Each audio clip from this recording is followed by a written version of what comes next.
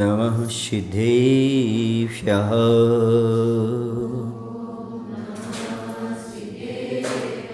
ॐ नमः सिद्धेभ्यः। ॐ नमः सिद्धेभ्यः।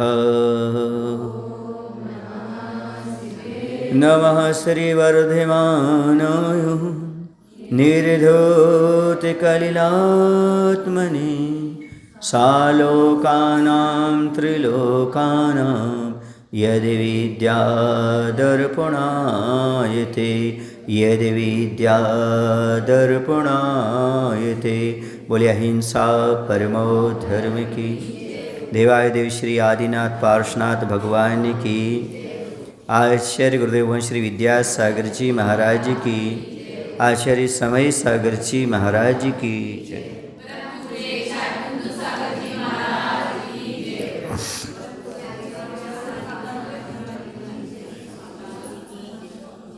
चलिए, अपना विषय चल रहा था कर्म सिद्धांत के अंतर्गत संस्थान पर चल रहा था। संस्थान मतलब आकृति। हम संस्थान के बारे में समझ चुके थे। अब चलेंगे अपन सहनन के बारे में।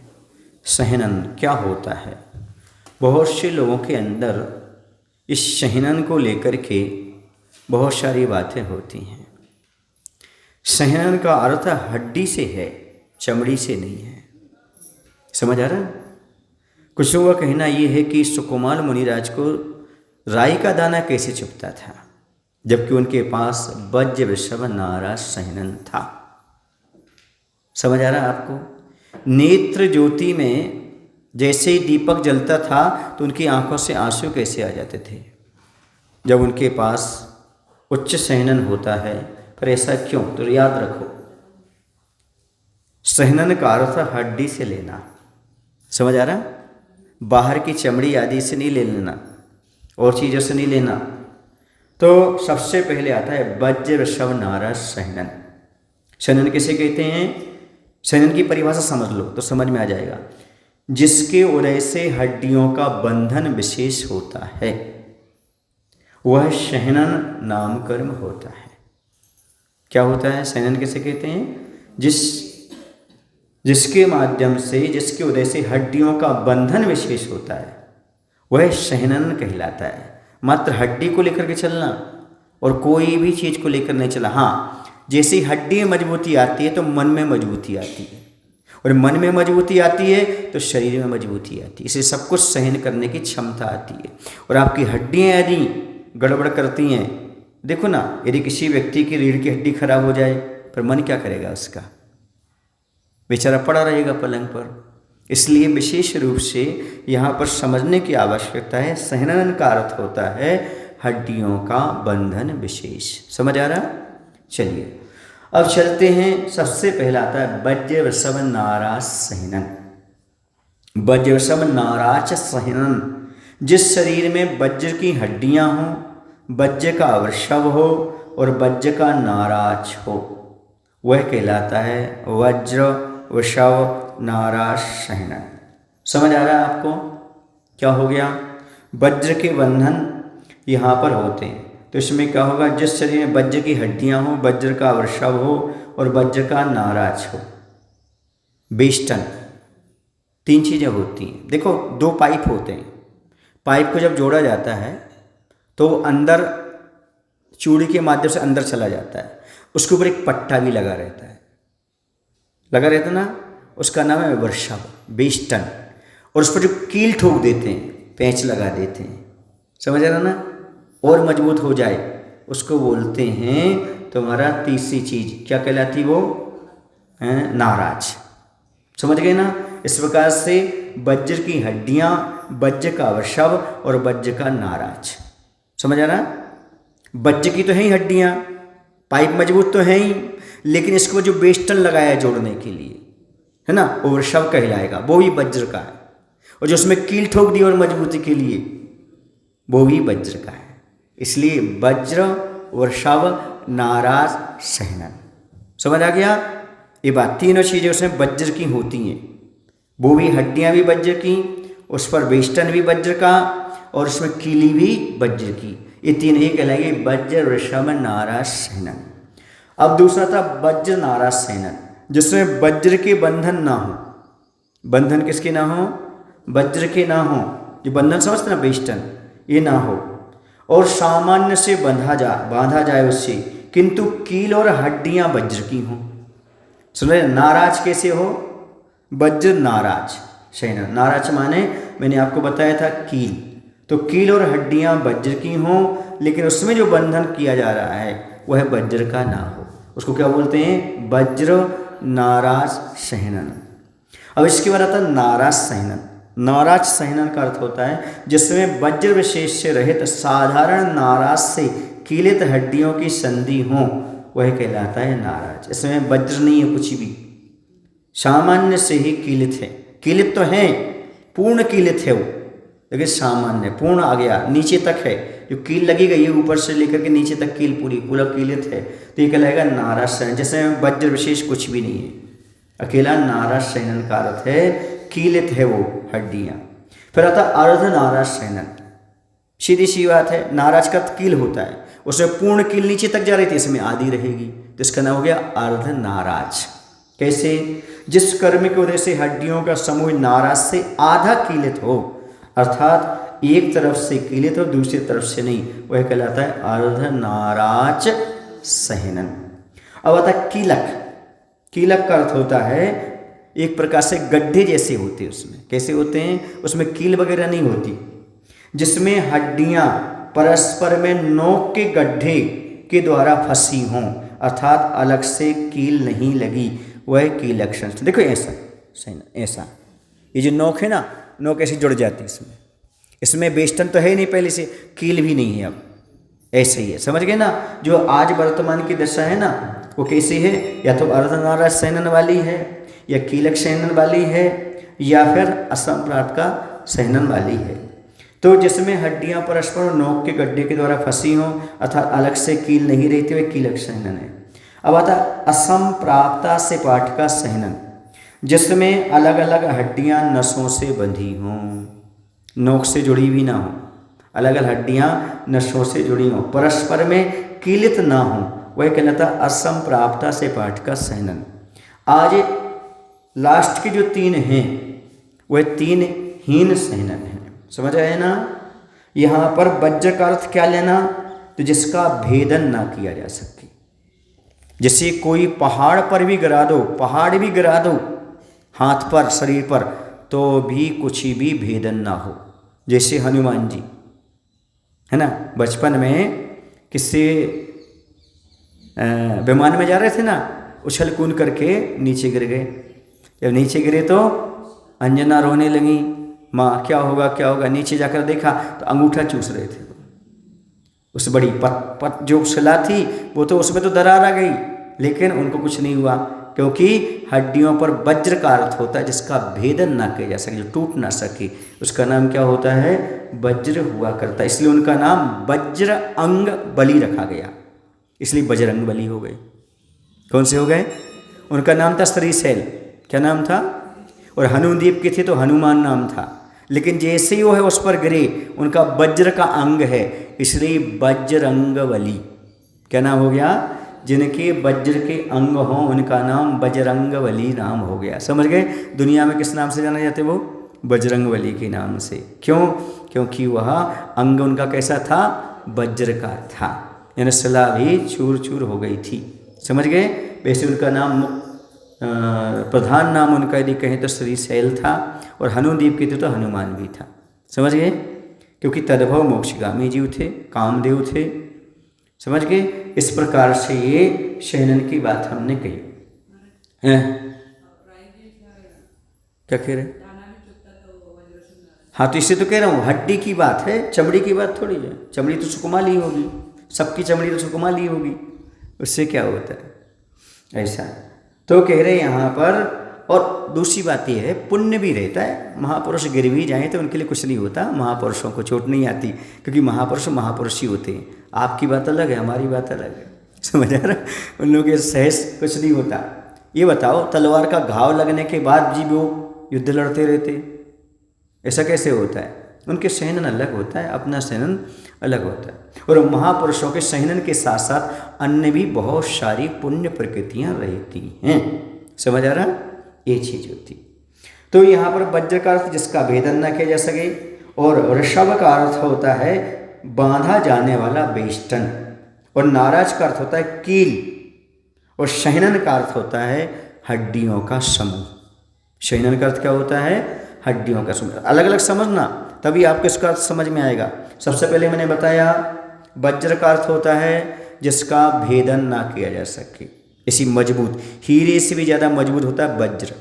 समझ गए? जैसे हीरा होता है ना मजबूत, उससे मजबूत होता है वज्र, जिसका भेदन ना किया जा सके। वृषभ, वृषभ का अर्थ होता है बांधा जाने वाला बेष्टन, है ना। फिर जो आता है उसके बाद नाराज, नाराज का अर्थ होता है कील, और शहनन का अर्थ होता है हड्डियों का समूह। आ गया अब समझ में? सहनन आपके पास भी है, हड्डियों का समूह है कि नहीं है? हाँ, ये बात अलग है, आपके पास हीन सहनन है, लेकिन सहनन है। ये मत कहना मेरे पास सहनन नहीं है।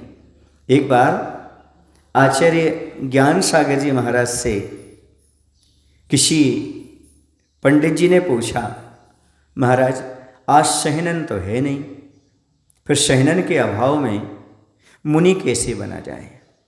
क्योंकि सहन शक्ति ना हो तो फिर मुनि की चर्या कैसे पलेगी और धर्म कैसे पलेगा? तो महाराज ने कहा, भैया पहले भी रत्नत्रय था दीर्घ सहनन के साथ, और आज भी हीन सहनन के साथ रत्नत्रय है। ऐसा नहीं है कि चतुर्थ काल में सब दीर्घ सहनन वाले भी हों, हीन सहनन वाले भी उस समय दीक्षा धारण करते थे, की है, स्वर्ग आदि को प्राप्त हुए। आज इसने कहा, ये बताओ, अच्छा तुम कह रहे कि इस काल में कैसे पाला जाए, तो बताओ उस काल में हलवा कैसे बनता था? बोलो। जैसे उस काल में हलवा बनता था वैसे इस काल में हलवा बन रहा है। ऐसे पहले मुनि बनते थे, आज भी वैसे मुनि बन रहे हैं। यहाँ सहनन से मुनि नहीं बनते, क्योंकि सहनन वाले नरक भी चले जाते हैं। वज्रसंध सहनन वाले भी सत्तर नरक चले जाते हैं। समझ रहे आप लोग कि नहीं? यहाँ सहनन के साथ साथ भाव चाहिए। मुनि सहनन पर डिपेंड नहीं है, मुनि बनना भावों पर डिपेंड है। हाँ, मोक्ष जाना सहनन पर डिपेंड है। बिना दीर्घ सहनन के मुक्ति नहीं मिलेगी, लेकिन मुनि नहीं बन सकते, मोक्ष मार्ग नहीं बनेगा, ऐसा नहीं कहा। सब प्रकार के सहनन से मोक्ष मार्ग बनता है, मुनि बनते हैं। हाँ, ये बात है, मुक्ति के लिए वज्रसम नाराज सहनन चाहिए। समझ रहे? मंजिल को प्राप्त करने के लिए, लेकिन मार्ग में अनिवार्य नहीं है। समझ आ रहा है आपको? इसलिए अभी भी आप बहुत कुछ अपने जीवन में धारण कर सकते हो। सहनन के आधार पर आप बहुत कुछ अपने जीवन में उपलब्ध कर सकते हो, चाहो तो, इसमें कोई बाधा नहीं है। हाँ, ये बात अलग है, आज वर्तमान में कोई भी जीव जो है छठे नरक से नीचे नहीं जा सकता और 16वें स्वर्ग से ऊपर भी नहीं जा सकता, क्योंकि हीन सहनन वाला की प्रगति इतनी ही है। समझ गए? इसलिए आज कितना ही पाप कर लेगा, इतना पाप कर भी नहीं पाएगा कि 70 नरक चला जाए। समझ आ रहा? और इतना धर्म भी नहीं कर पाएगा कि 16वें स्वर्ग से ऊपर चला जाए। मुनि महाराज भी नहीं जा सकते, ग्रस्त तो जाएगा ही नहीं, क्योंकि महाराज के भी आज 3 में से कोई, 3 हीन सहनन में से कोई एक सहनन है। समझ में आ गया? ये बात क्लियर है? अब आगे चलते हैं। आगे यहाँ पर अब जो सहनन की बात कही, सहनन की बात चलेंगे तो कौन सा कर्म आ जाएगा? सहनन स्पर्श, है ना? स्पर्श नाम कर्म आएगा कि नहीं आएगा? बोलो। तो स्पर्श में समझते हैं अपन, स्पर्श नाम कर्म किसे कहते हैं? जिसके उदय से शरीर में स्निग्ध, रूक्ष आदि स्पर्श हो, उसे स्पर्श नाम कर्म कहते हैं। स्निग्ध यानी चिकना आपकी शुद्ध भाषा में, रूक्ष माने सूखा, कर्कश माने कड़ा, मृदु माने नरम, शीत माने ठंडा गार, उष्ण माने गरम, विषलु बिसी बिसी, हाँ, गुरु माने भारी, लघु माने हल्का। समझ गए? ये कितने प्रकार का स्पर्श हो गया?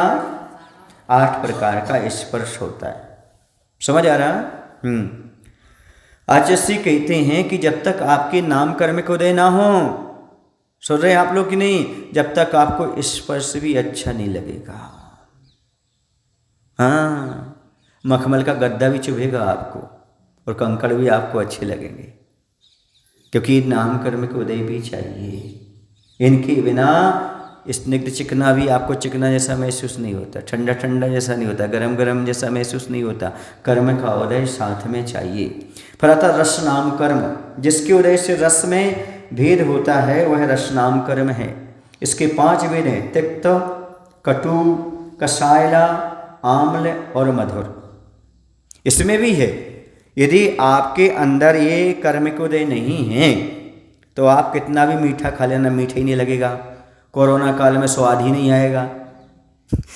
कुछ लोगों को कोरोना काल में क्या नहीं आता था? स्वाद। तो कहते थे भैया तुम्हें कोरोना हो गया, क्योंकि स्वाद नहीं आ रहा। अब देखिएगा कर्म के उदय और वस्तु में कितना अंतर होता है।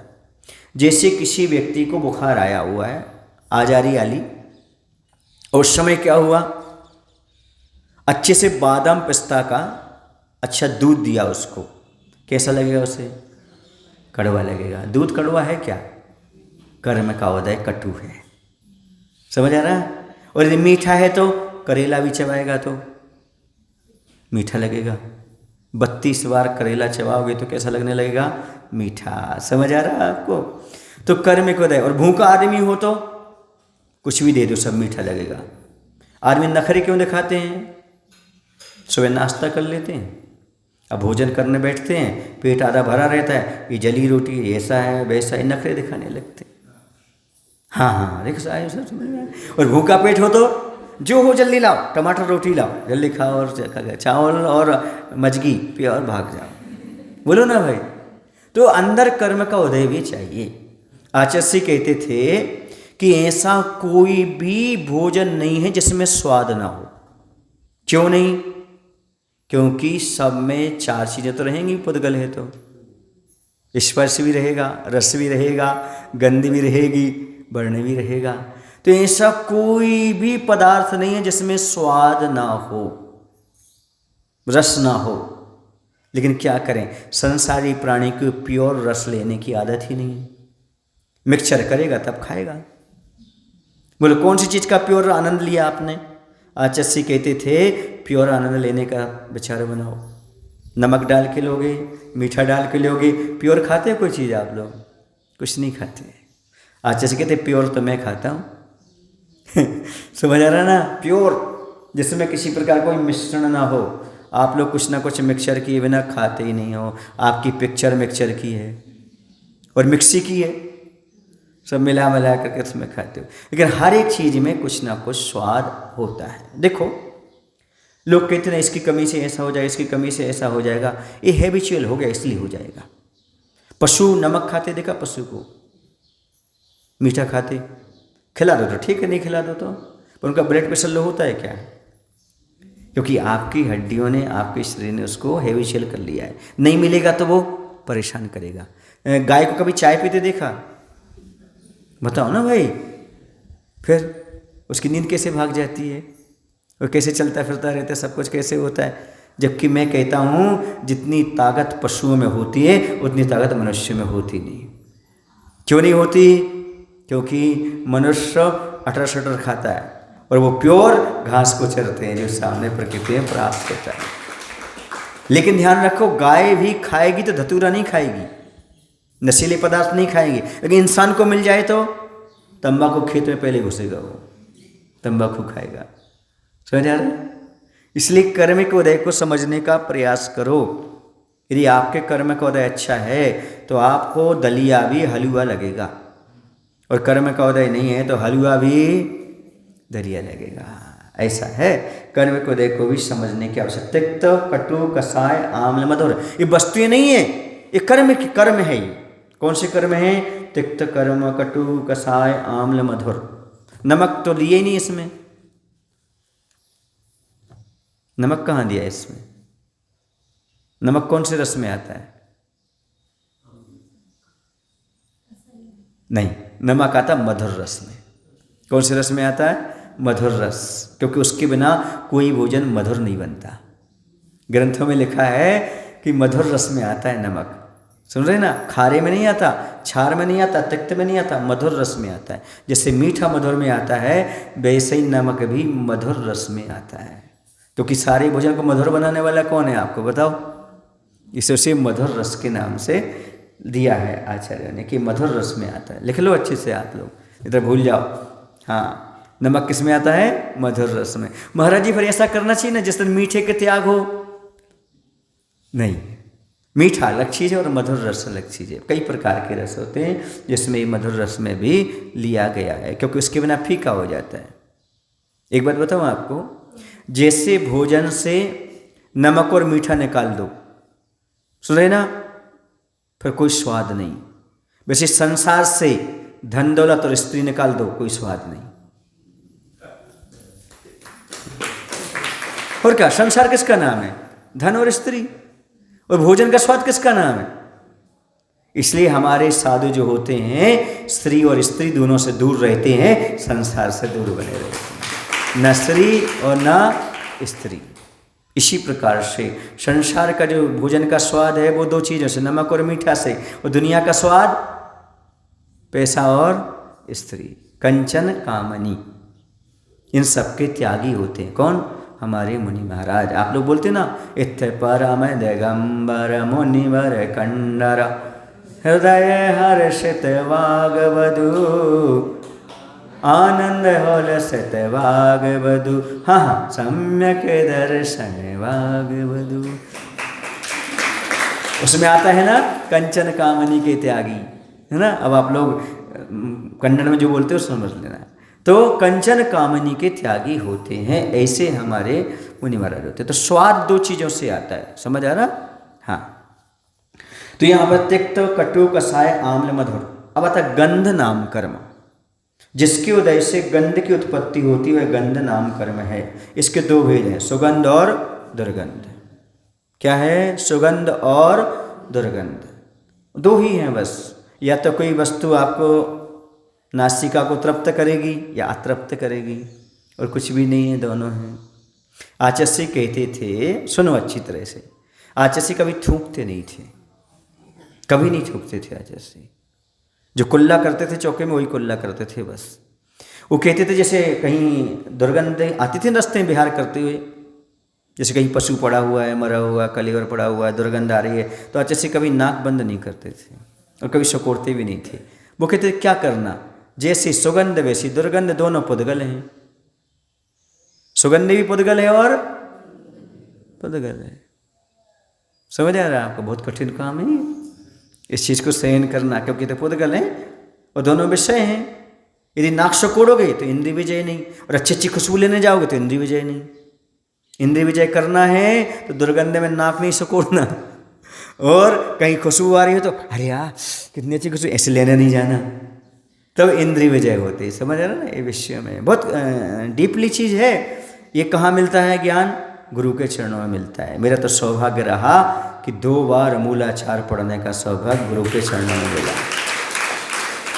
क्यों मिला? इसलिए मिला क्योंकि जब हम लोगों की दीक्षा हुई थी तब भी मूलाचार प्रदीप पढ़ाया गया था, और जब 2004 में दीक्षाएं हुई थी तब भी मैं संघ में था, उस समय नए मुनि राजों को मूलाचार पढ़ाया गया था। दोनों पढ़ने का सौभाग्य मिला।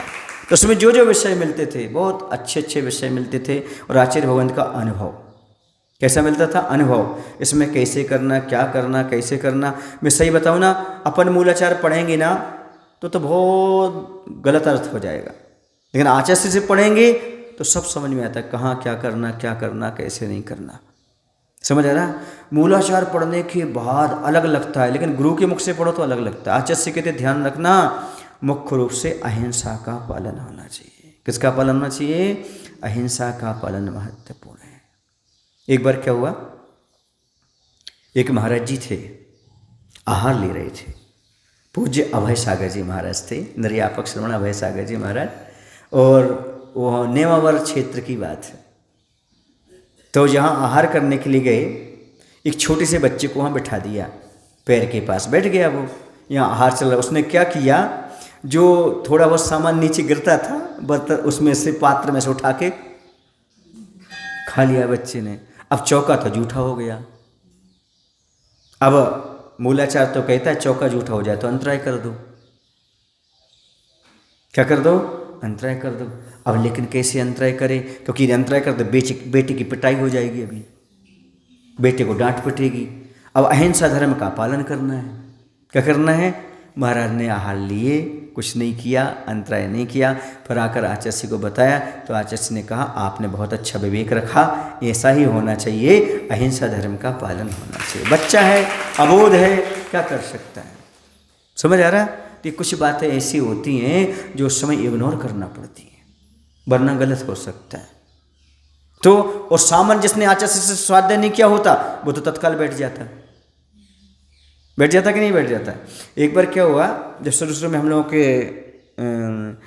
आहार होते थे ना तो बहुत जल्दी अंतराय हो जाते थे क्योंकि मूलाचार पढ़ लिया था ना, आचार्य ने सब समझाया।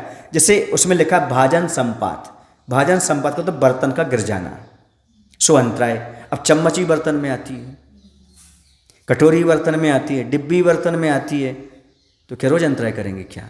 नहीं, आचार्य ने कहा इसका उद्देश्य समझो, जिसमें दोष लगे, हिंसा हो, ऐसा बर्तन गिरे तो अंतराय करना।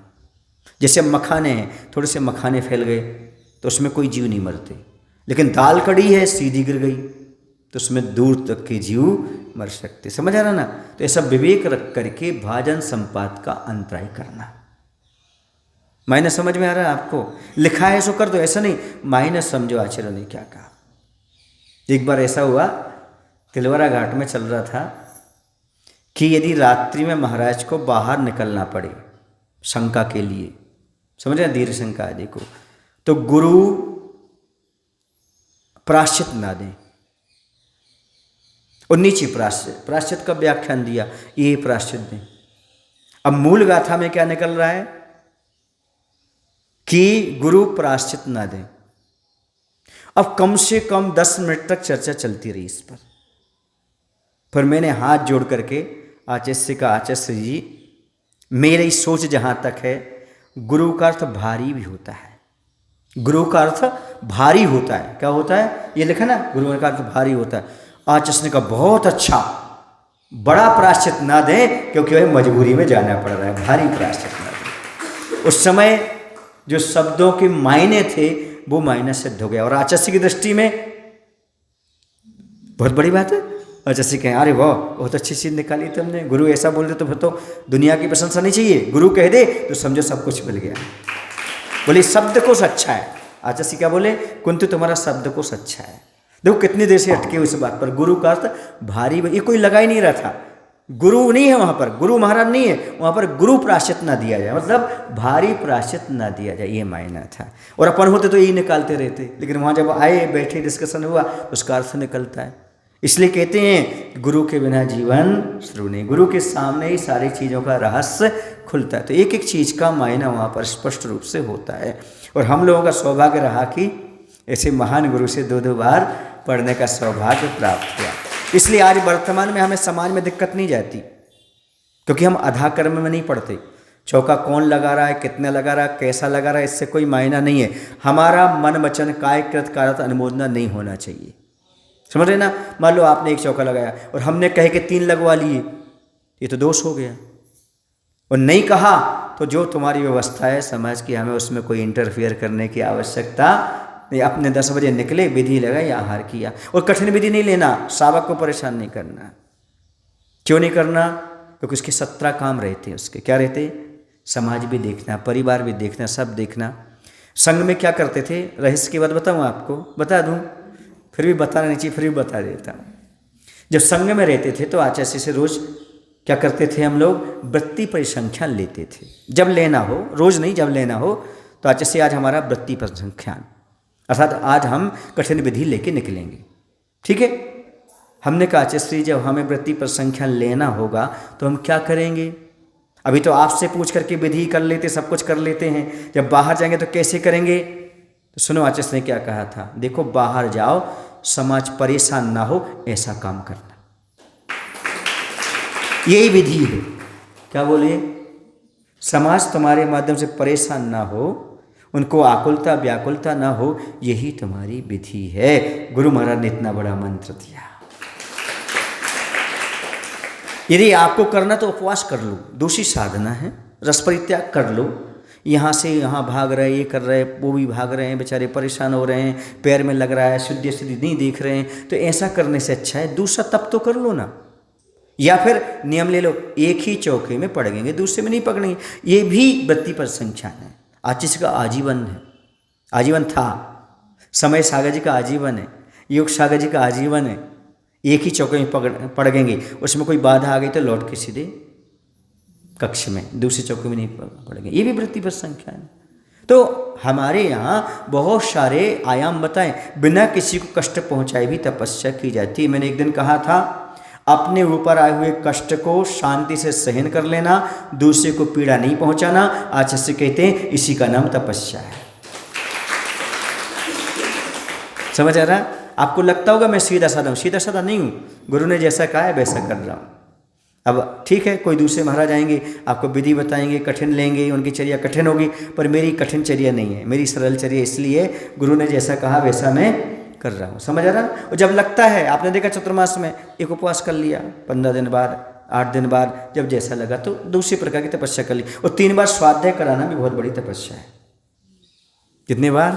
3 बार स्वाध्याय करना भी बहुत बड़ी तपस्या। अब थोड़ा सा ये देख लेते हैं, वर्ण नामकरण।